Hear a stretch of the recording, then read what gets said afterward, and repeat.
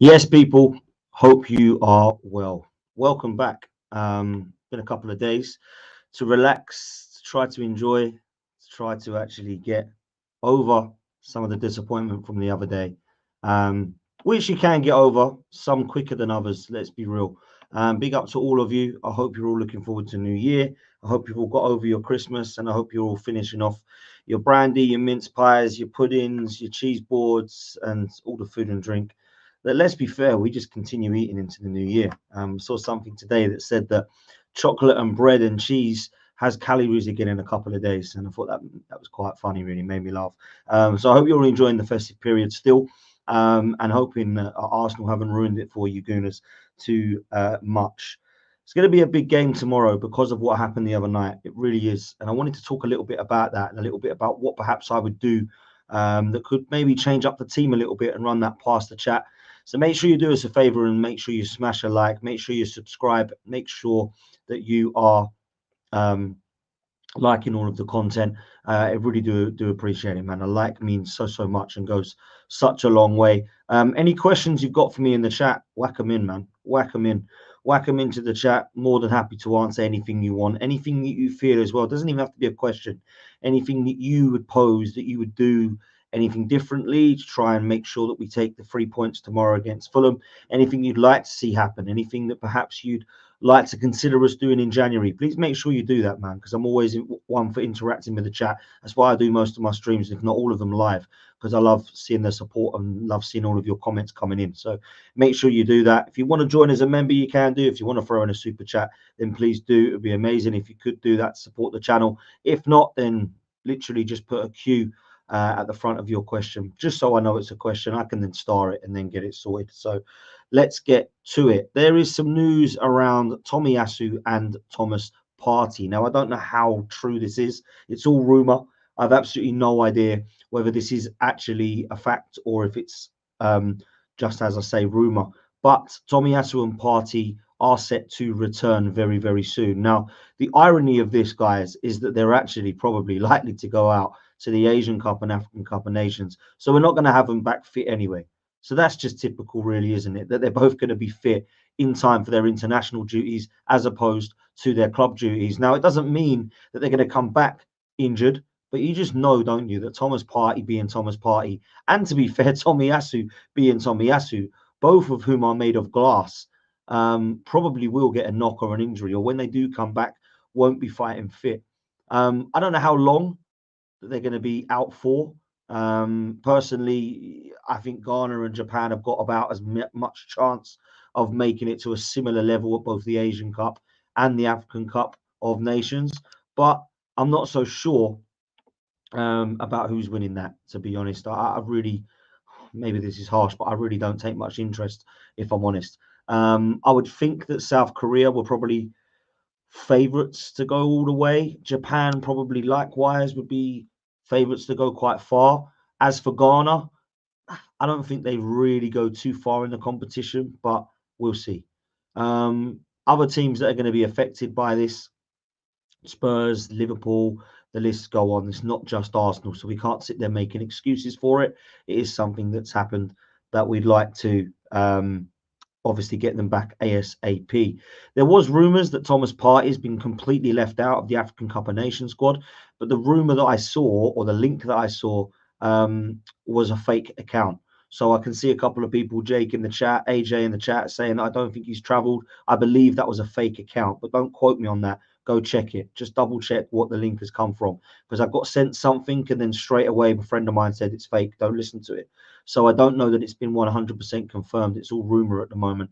But I will say that that is likewise with the return of both of them in terms of their fitness, because I'm not so sure how fit they're going to be for tomorrow. I don't know whether Tomiyasu is going to make it on the bench. I don't know whether Thomas Partey is 1, 2, maybe 3 weeks away. All I will say is I would expect or suspect that Tomiyasu and Thomas Partey will probably be seen at their best when they return from international duty. I'm not looking at those two as, wow, these are new signings now. So I personally feel like we need to try and look past oh my God, Tomiyasu's back, or this is going to be great news for potentially replacing somebody out the first team, and Partey might be able to come back into midfield. I don't think we're there yet. I think we have to go into the new year once they're back from international duty. So that's where I'm at with both of those two players. Let's talk a little bit about some of the rumours still. Listen, Ivan Toney rumour, it won't go away. It won't go away. And I think it's because a lot of neutral fans believe that Arsenal have to get this done. I think there's a lot of players that, a lot of fans, football fans in general, that believe that Arsenal need a striker. And it's quite damning, really, when you look at what Mikel Arteta's done in 4 years with, I think it's close to £700 million spent in 8 transfer windows, and we still don't have an actual proper all-round centre forward at the club. It's scary. It really is. When you think of the players that we had when he walked in, Aubameyang, Lacazette, both seen as proper strikers, played one of them off the left for most of it, played Lacazette extremely deep. So you can't really say we had an all-round striker there, a killer in the box. Then, once those two had been moved and Balogun wasn't given the chance, we've had Jesus and Eddie. And they've not really been what we're after, because otherwise, why are we crying out for another number 10? So I kind of get why people are questioning the lack of centre forwards that Arteta has brought in. But I don't really know how we can, back up the fact that he's not done that. Like, why is that? I understand the false nine position. I think it's a position that's worked for Pep, and it's definitely Mikel Arteta's training and understanding. But when you look at it, I feel like we need, and have needed for a while now, a different dimension centre forward. Now, whether that is Ivan Toney, Vlahovic, whether Kai Havertz can come and do a job for the last 20, which is what I called for, more of an Olivier Giroud type sort of attributes in terms of being a nuisance in the box, holding the ball up, flicking it on, link up play, all that kind of stuff. I think that is needed for sure. I think Arsenal need that. But it doesn't mean that we have to swap Eddie Nketiah for it, or get rid of Jesus, or allow Jesus to be a winger. You can have something which is called squad depth. And I always bring this up. When we went unbeaten, when we last won a Premier League title, we had Henry and Bergkamp. Kanu and Wiltord backed them up. So when people say, oh, you can't have a striker because then what happens to Jesus? Well, how about we have 3 strikers then? Or 2 strikers at least that we rate, like Man City have got. Because we can look at what Man United have got and laugh, and Chelsea have got and laugh, and say Spurs are depleted, and Newcastle are depleted, and Villa haven't got a squad, and Liverpool and Man City right now, you know, that's who we're looking at. Well, I tell you what, don't look to compete with Liverpool and Man City. Look to be better than them. Because for me, the Liverpool squad and the Arsenal squad isn't miles apart. There's some areas where we're stronger, some areas where they're stronger. But Man City's is miles ahead of ours in terms of the depth. They've got 2 strikers better than ours straight away, in Alvarez and Haaland. Yeah. They've got wingers who we can only compete with. When we're bringing on Reece Nelson, they're bringing on Doku, there's a difference. When they're bringing on, KDB, who's injured, by the way, Bernardo Silva takes his place. We've got to rely on Smith-Rowe or Fabio Vieira. In midfield, they've got Kovacic, they've got Calvin Phillips, they've got Mateus Nunes, we've got Jorginho and Elneny. And at the back, it's crazy what they've got in strength and depth. Ake, Akanji, Stones, Diaz, Ruben Diaz, Gvardiol, Kyle Walker still. And they've still got Sergio Gomez, he doesn't even kick a ball. So that's where we need to be, man. Levels. So that's where I'm at with the January transfer window. I think when you look at our whole squad, there's probably 6 or 7 players that need upgrading, or we need to add to their position. So what I mean by that is, if you start at the back, you probably need to upgrade on Zinchenko after the last few performances, which I'll come back to in a minute. You definitely need a right-sided centre-back that if Saliba's out, you don't have to shift one across from right-back. You definitely need an upgrade on Jorginho and Elneny. You certainly need somebody that can help out Rice as a box-to-box midfielder. I think you need someone better than the replacements we've got for Ødegaard. We definitely need a backup for Saka, and we definitely need a centre forward. So there is 6 or 7 positions there, players that perhaps we need. Now, that's not on top of what we got. That's to upgrade the likes of Reece Nelson, to actually upgrade on Eddie Nketiah, to upgrade on Fabio Vieira, to upgrade on Zinchenko. That's what I want to be seeing, because Rob Holding was used as our right-sided centre-back. Who is actually our right-sided centre-back now if Saliba goes down? Do we have to play Ben White or Tomiyasu there and weaken our right-back area? Does Kivior play there again, which I wasn't really impressed with? Who actually plays there? We haven't really got one, have we? So we need to go and buy one. So a lot of people saying we need a centre-back and a midfielder as a priority in January. For me, I'm looking at the centre-forward position. And that leads me nicely on to this weekend, because I'm looking at the New Year's Day fixture, and there's some changes that I would do, man. There's some changes for sure. Big up, Matt, bruv. Pleasure. Thank you so much for the super chat, my guy. Not the Southern Gooner. Make sure you go over and follow this guy, please, man. Big fan. Says we need reinforcements of the highest quality. We're short across the board. Erdegaard has 3 assists in 24 games. Oh my God, that is a damning stat. We goofed the last January and the summer windows big time. Cheers, brother Dan. Listen, I'm with you, bro. And listen, I said that this was not a 9 out of 10 summer transfer window. I said it was a 6. And everybody laughed and, oh, you're a goofball. You know what you're talking about. Declan Rice has taken us to another level. Yeah, you're right. But he's a piece of the jigsaw puzzle, and we needed a few more pieces. And unfortunately, that put it up to a 6. And I was hoping with all the links we had that it was going to go to a 7, 8, 9, and then maybe even a 10. Because it was very early on when we bought Havertz and Declan Rice, remember? Yeah. And then we got Raya late on. And I'm like, this is it? Okay, Timber, yeah, cool. But this is actually it. So it's mad. Big up, Matt. Thanks so much for the super chat, bro. I'm going to take some of your questions in a bit, but I want to actually look at the game tomorrow. Now, one thing that concerns me is our bench. We've just said that it's not a very impressive window. We still need more in January.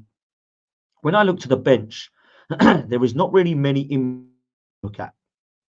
And what I mean by that is when they're coming on, I get a little deflated.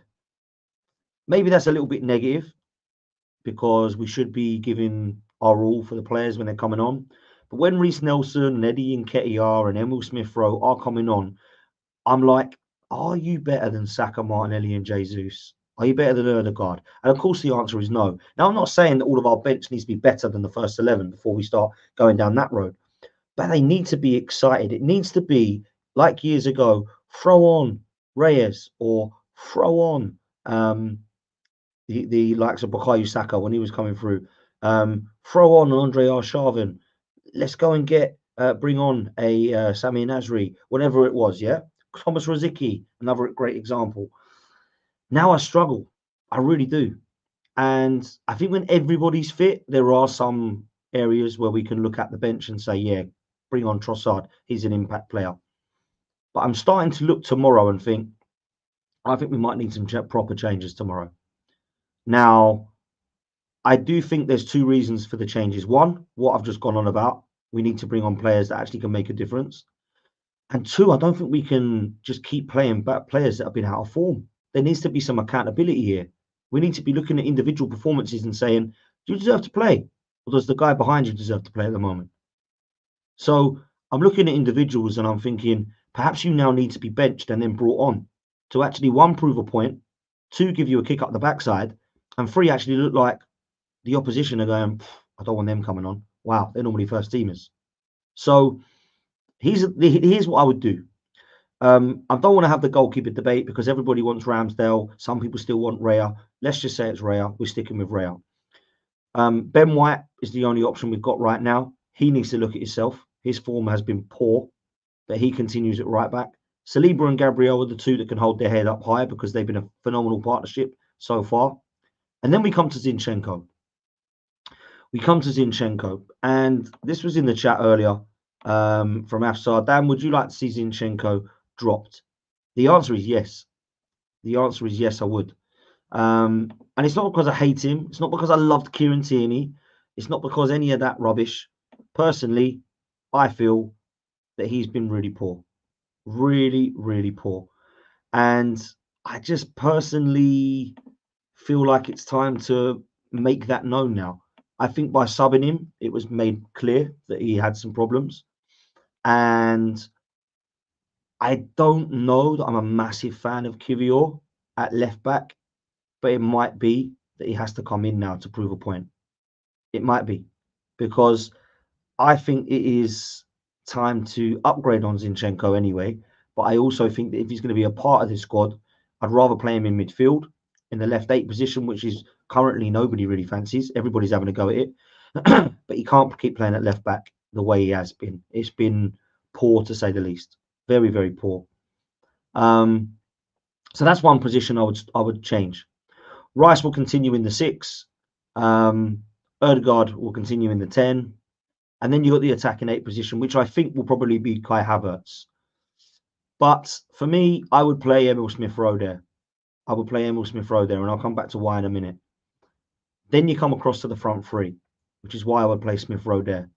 I like Smith-Rowe in the attacking 8, personally. I think he's been trained there. I think he's shown glimpses of what he can do there. I think when he got on the ball the other night, he was actually trying to drive forward and make something happen. So I think it's time to give this guy a chance, man. So that's what I would do there. Then, this might sound crazy to you, but I would have Reece Nelson. I would have Trossard on the left, not as an attacking 8, and I'd have Kai Havertz. That's what I'd do.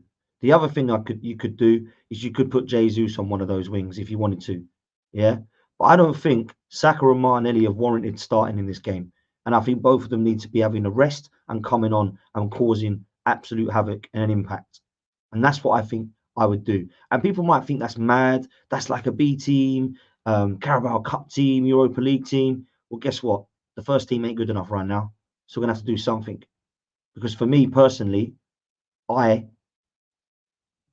don't feel that we should be giving or rewarding is the word poor performances with other game time. Jesus has been poor, really poor, missing those headers. Martinelli has been invisible for the last few weeks. Saka don't look like Saka. Give him a kick up the backside. Put the front 3 up that you think is the ones below that. So you play Havertz through the middle, who I think would cause some havoc for Fulham. You put Jesus out wide, let's say, and Nelson on the left. Or if you want to play Trossard, you can do that. But we know what the team will be. We know what the team will be.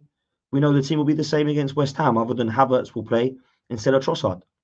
That will be the team. I don't know whether Tomiyasu is back. As I said, he could be on the bench if he is back in training, like suggested. But other than that, it's going to be a similar bench as well. So I don't really want to be seeing, when Kai Havertz comes back in, Trossard as the only impact sub. But I think it will be along with Nelson and Smith-Rowe, those 3 that probably come on. Similarly to what happened last time. Eddie Nketiah is another one that we look to always want to bring on. So that for me is not scary. So if we're not 2 or 3-0 up, then we've got some problems. There's only one game that we've come back from after going 1-0 down this season. Man United. And that was in the last kick of the game with Declan Rice. That's a worry, people. That's a worry. There's also games that we've lost this season where we haven't scored a goal. We couldn't go to Villa Park and score. We fluffed our lines. We couldn't go to Newcastle and score, albeit we didn't have many chances. Neither did they. Martinelli had one which rolled into the keeper's arms. I can remember that was about it. Yeah. And then against West Ham, we had 30 shots, and people will go, oh, how have we not scored? We weren't exactly peppering their goal, were we? It was rolling into Ariola's hands. It was going over the bar. It was going wide past one post. It was going wide past the other post. In one stage, it hit the post. Headers going over from a few yards out wide. It's poor. Poor, poor, poor.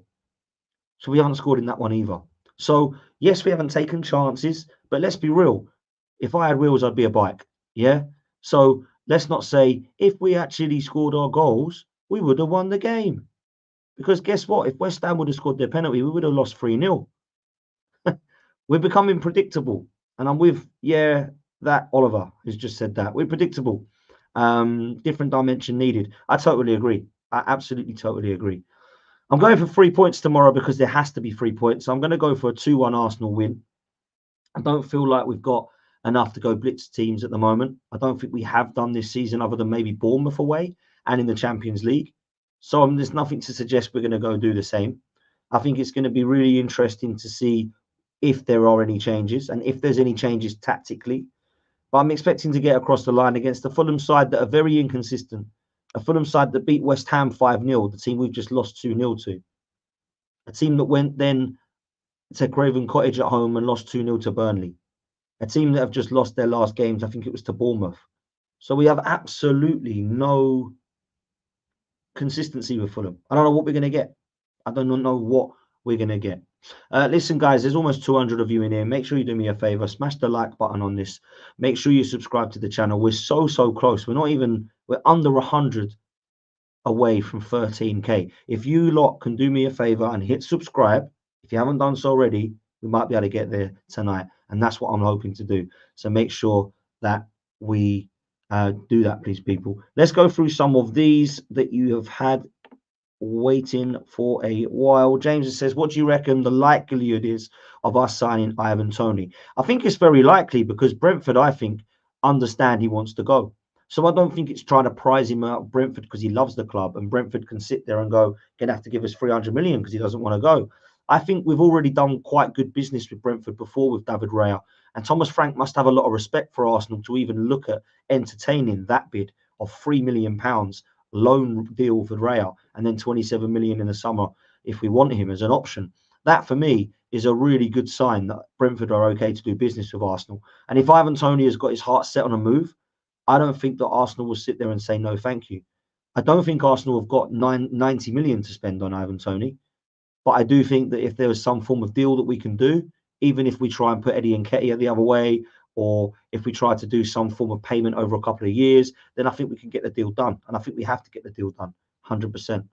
This is coming from Noonan. He says, what players has Arteta developed, Dan? I think he's developed some of the young players like Saka and Martinelli. I think he's definitely got the best out of Martin Odegaard, who was, let's be real, kind of done and dusted at Real Madrid and not wanted. I think he's improved Gabriel Magalhaes, certainly. I think he's found the form, not of late, but of last season, of Ben White. So there's some that I think he's improved for sure. There's others that have regressed due to the lack of game time. Reece Nelson, Emil Smith-Rowe. We can talk about those players. But I think it's unfair to say how many have actually gone through with him. And listen, I'm a critic of Mikel Arteta at times, but I think he has definitely improved some of the players. Afsar says, apparently Arsenal will not be signing a striker in January. Look, I don't believe everything I read, but there are suggestions that perhaps striker isn't on the priority list. And that is being, for me, a big worry if that was the case. Shara says, next summer, let's get Mainan from Magnan. I never know how to say that name.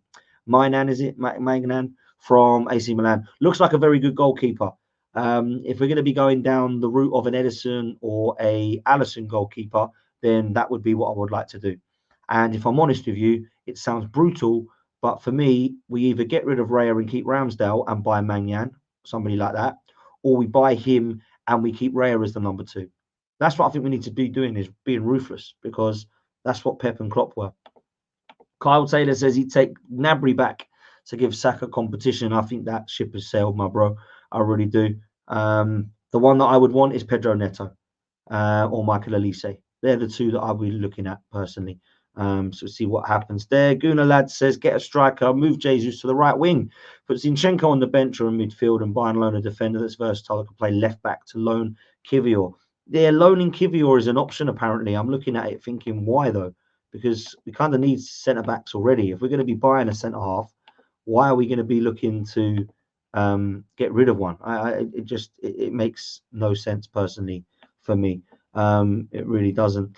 This is a question here from Carl who says, Dan, why does no one talk about how bad Gabriel Jesus' fitness is? He always gets taken off after 65, 70, and he does look knackered. That does disappoint me, to be honest. I think his fitness has never really been a problem for me in terms of when he's on the pitch, because I think he gives his all, 110%. His work rate's great. His link-up play is great. He's a workhorse. His injuries problems actually do surprise me. And I'm not sure he's coming off because he's knackered. I think he's coming off because Arteta loves a like-for-like sub, bruv. He loves Eddie Nketiah for Jesus. He loves Trossard for Martinelli. He loves Jorginho for a holding midfielder. He loves Tomiyasu for a right back or a full back. There's nothing different about his subs. It's all just like for like. And that's what I'm not too sure of, if I'm honest. That does worry me, to be fair. Mum's in the house says, do you think Martinelli's form has dropped because he's playing alongside Zinchenko? He plays better with Tomiyasu there for me. Yeah, I don't know that Zinchenko and Havertz have complemented Martinelli this season on that left-hand side. I really don't. And I'm not making excuses for Martinelli there, because his work rate's there, his passion, desire, and his tenacity has never really been questioned for me. His finishing is where it's at, and I just wonder whether the players around him have actually complimented him. And I think it's a good question and one raises, to be fair. So yeah, let me know your thoughts in the chat. Who else have we got? Love Nabry back, but don't see it happening. Yeah, I totally agree. Salvatore said, that's what I'm saying. Kivior starting for Poland during international duties. Arteta has wasted him. I think there's potential for him to be playing as a left centre back, but Gabriel's been so good that I don't know that we can say he's been wasted so far. I think that he's not had the opportunity so far, but when he has on the left back position, it ain't really worked for me. It's not been one that I look at, to be honest. So that's where we're at. Listen, people, do me a favor. Smash a like, subscribe. Make sure that we get that up to 13K tonight, people. Everybody, I just need 2 clicks of a button. You don't have to pay me anything. Don't have to whack anything in the chat, super chat wise. You just need to click 2 buttons. Cancel the chat, press the cross, hit a like, and then come back into the chat. And then subscribe as you're there, because it's literally a click of a button. What are we up to likes-wise? We've only got 80 likes, people. Come on. Not even 80. 79 likes. Come on. You can easily hit that up to 100. Come on. That's absolutely easy to do right now. So I expect that to be going up. So come on, man. Hit the like button and make me happy. Listen, my prediction is a 2-1 to the Arsenal tomorrow. So I hope that we can get the job done. And then we go back top of the league, even if it's for only a few hours until Liverpool play Newcastle, which will be a big one. There's a lot of teams at the moment that don't fancy this league. Manchester City, Arsenal, and Liverpool, we're halfway through, and not one of them yet looks like they're going to go on to absolutely dominate. My heart is saying that Arsenal can stay in this race. My head is saying Man City are going to win it. Kevin De Bruyne is now back in training. I expect Kevin De Bruyne and Haaland to go bang, bang, bang in the new year, and it's not going to be pretty for some, if I'm honest. So let's see what happens. Before I go, behind me, you will see this Arsenal merch. This Arsenal wall frame is from good friend of the channel, and many of you do know him, Gunnar Russ. So Gunnar Russ 11 on Instagram. Make sure you go over there because he's doing these cheap at the moment, and trust me, they're very, very good prices. So make sure you go check him out. Link is in the description. His Instagram, sorry, is in the description. Gunnar Russ 11 over on Instagram. Drop him a line and say you're interested. He does these in all colors. He does all sorts of merch. He doesn't just do wall hangings. He does a lot of furniture. He does a lot of ornaments. Really, really good, beautiful, beautiful photographer. And he's managed to put quite a lot of a collection together now. So please make sure you do that. Gunnar Russ 11, drop him a line. And he said anytime Gunnars want anything, drop him a line and he'll sort you out. So make sure you do that, because I think you'll agree it is a proper good wall hanging, this one. We are literally only 10 away, apparently. Yeah, we're 8 away from hitting 100 likes. So people, make sure you do that on your way out. It's 2 clicks of a button. Like, subscribe, and it's done. We're going to get there to 13K pretty soon, people, because we're only 100, under 100 away. So let's make sure you can help and support the community with it. I'm going to be back ASAP. But before I do, I want to wish you all one thing. Happy New Year. And a big, big thank you to everybody, man, because to get to 13K in the time that it's taken me, I'm humbled by it. I never expected to get to it that quickly. I was hoping to get to about 5 in that time. So to hit 13 is incredible, man. To nearly treble it is stunning. So I wouldn't be doing that without you people. You come and support me. You come and donate to the channel. You put in great chat. You never sit there in silence. You always interact. You always whack in comments. And I absolutely love the support that I've got on this channel. All the lads appreciate it as well. You know, it's not just an Arsenal channel.